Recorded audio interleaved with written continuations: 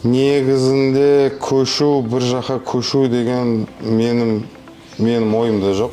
Осы жерде мен тағы да айта кетейін, қазақ бауырларым бар, достарым бар. Мен қимаймын, осы жерден кету қимаймын мен негізінде. Енді білмеймін, осы жерде бала-шағам осы жерде садикке барып жатыр, мектепке барып жатыр. Ол қыздарым қазақша сөйлейді. Енді былай айтқанда Россияға баяғы 2003-те мектепті бітірдім, 2004-2005 әкеммен бірге Россияға рейске барып жүрдік.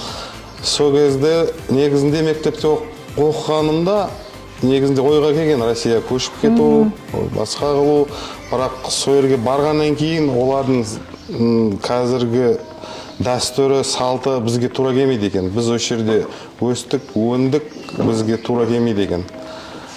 Содан кейін өзім шешім қабылдадым, осы жерден көшпеймін, осы жерде тұрамын, осы жерде өнем.